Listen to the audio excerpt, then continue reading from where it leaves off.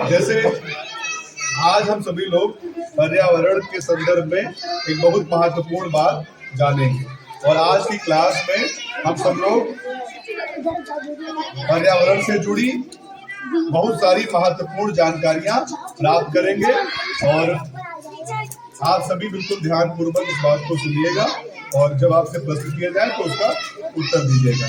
ठीक है। जैसे बेटा हम सभी लोग जानते हैं कि हम लोग पृथ्वी पर रहते हैं और पृथ्वी के ऊपर गैसों का घेरा है।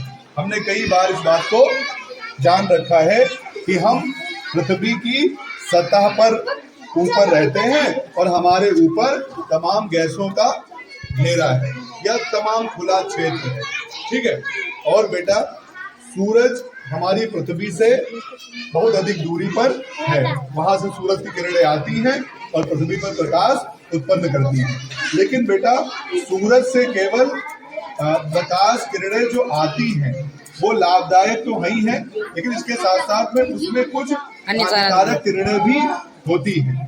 जैसे पराबैंगनी किरणें। कौन सी? पराबैंगनी किरणें। अगर ये पराबैंगनी किरणें सूर्य के साथ में सीधे पृथ्वी तक आ जाएं तो वो हमारे शरीर को नुकसान पहुंचा सकती है, यानी त्वचा पर सीधे अगर वो पड़े तो त्वचा का कैंसर उत्पन्न कर सकती है। ठीक है। तो फिर ये प्रश्न उठता है कि भाई अगर सूरज के प्रकाश में ये पराबैंगनी किरणें हैं तो इन्हें रोकता कौन है? हाँ, बड़ा अच्छा उत्तर आया पीछे से। ओजोन परत हमारी पृथ्वी से क्या करती है? सूरज से आने वाली हानिकारक किरणों को, ओजोन की परत जो है बेटा ये कहाँ पर स्थित है या हमारी इस पृथ्वी के ऊपर का जो खुला क्षेत्र है वो कितनी दूरी तक है और किन किन भागों में बटा है और ओजोन परत कहाँ पर है, इसके बारे में हम लोग जानकारी प्राप्त करेंगे। तो देखो बेटा हम सभी को पता है जैसे ये दुनिया का लघु रूप है ग्लोब, ये ग्लोब पर हम लोग रहते हैं और इसके ऊपर का खुला क्षेत्र, यानी अगर हम इसकी कल्पना करें ये हमारा आकाश है। क्या है? आकाश है। और ये इस पृथ्वी से आकाश तक की दूरी बहुत ज्यादा है ना, और इस दूरी को भी हम बेटा 5 भागों में बांटे 5 मंडलों में बांट सकते हैं। कितने मंडलों में? 5 मंडलों में। मंडलों को आप लोग इस पर देखेंगे इस तरह से। अगर हम ये मान लें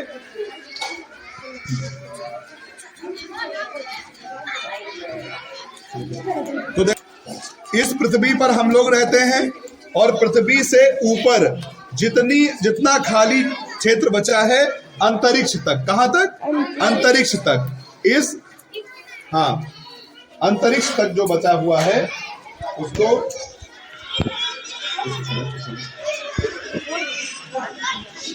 हिसाब से पकड़ो, हिसाब से ये इस अंतरिक्ष तक का जो क्षेत्र है बेटा उसको हम 5 मंडलों में बांट सकते हैं। कितने मंडलों में? 5 मंडलों में। पृथ्वी से सबसे करीब का मंडल कौन सा है? सौरमंडल। उसके ऊपर का मंडल, उसके ऊपर और उसके ऊपर और फिर वायुमंडल, और ये वायुमंडल अंत में जाकर अंतरिक्ष से मिल जाता है। ठीक है बेटा, इन मंडलों की निश्चित दूरी है, निश्चित दूरी है। जैसे पृथ्वी से हम शुरू करें बेटा तो 0 से लेकर 8 तक या 18 तक। कितने तक? 8 से 18 तक। 0 से लेकर 8 या 18 तक कर 8 या 18 किलोमीटर ऊपर तक जाएंगे तो ये क्षेत्र क्या कहलाएगा? क्षोभ मंडल कहलाएगा। और बेटा इस क्षोभ मंडल में जो मौसम की जितनी गतिविधियां हैं वो सब होती हैं, जैसे बिजली कड़कना है, बादल का बनना, इंद्रधनुष का बनना, ये सब कहाँ होता है? बेटा क्षोभ मंडल से जैसे ऊपर जाएंगे हम, यानी 8 या 18 से लेकर 50 किलोमीटर तक का जो क्षेत्र है वो क्या कहलाएगा? समताप मंडल कहलाएगा। क्या कहलाएगा?